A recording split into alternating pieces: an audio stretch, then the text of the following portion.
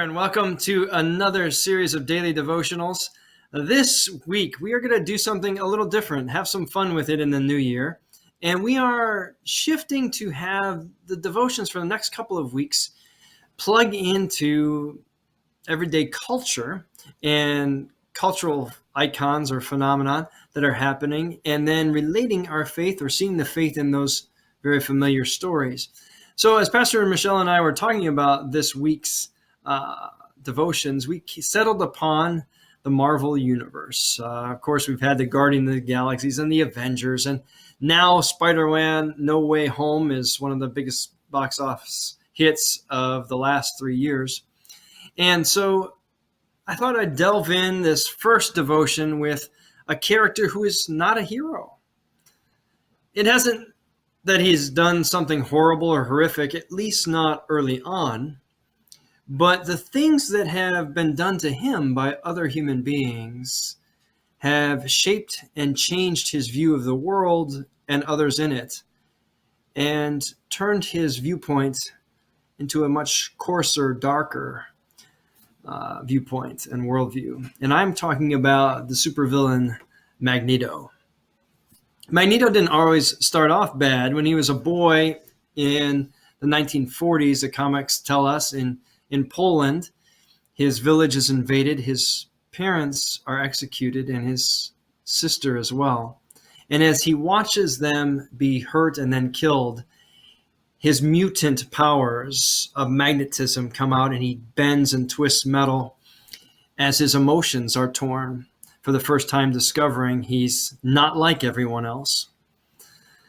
But then I got to thinking that Magneto is not much different than many in the world, and how trauma and horrible things tend to shape a person either to dive further into the light and be a messenger of courage or bravery and good news for the world, or pushes them deeper into the shadows.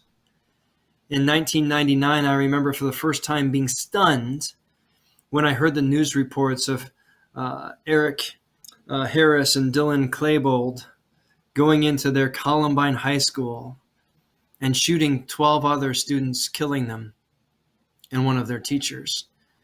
A mass shooting in a school had been, up until that point, unimaginable, unthinkable, at least in the modern mainstream of the world in the United States of America.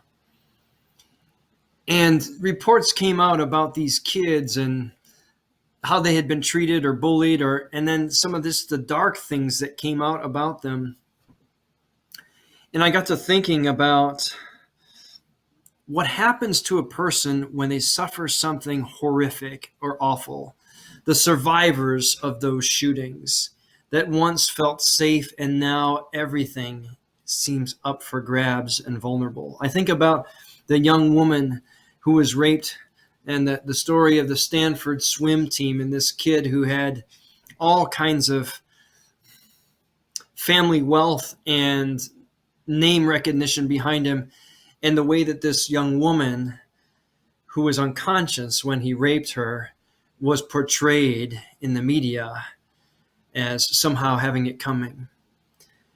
To Larry Nassar, abuses with the gymnast and the U.S. gymnast team in Michigan State.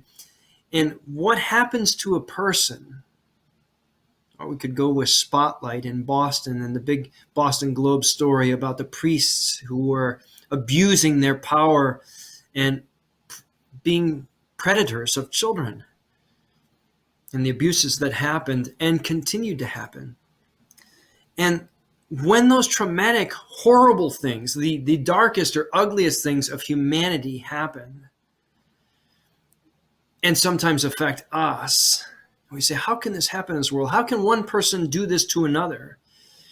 Well, I think all of those kind of story arcs in real life are told through this make-believe fictional character of Magneto, who ends up so bitter at the cruelty of humanity and says, well, I'm not like them. I rise above them. I've evolved past them. And so I'm not looking for equal civil rights. No, I am superior, and I will lash out and use my power against the ignorant masses of humanity. Anger that simmers and boils over until it turns to violence and cruelty. And what was once a beautiful person or beautiful creature in this mutant turns into something that's fueled by fear, anger, and hatred. Now, while that's told in the comic book world, that can happen to any of us. If we continue to be beaten down by bad news and ugly rhetoric and vitriol, it can begin to feed fear, anxiety, and yes, bitter violence. You don't have to go out hitting somebody or shooting up a place, but you can become attacking of anything that's different than you. Jesus in Scripture says, the things that are of evil or the devil are lies, fear, manipulation, and murder. That which seeks to destroy anything that's different from it. The cartoon world and Marvel would tell it through the eyes of Magneto. Something to wrestle with as you delve maybe into the Marvel universe.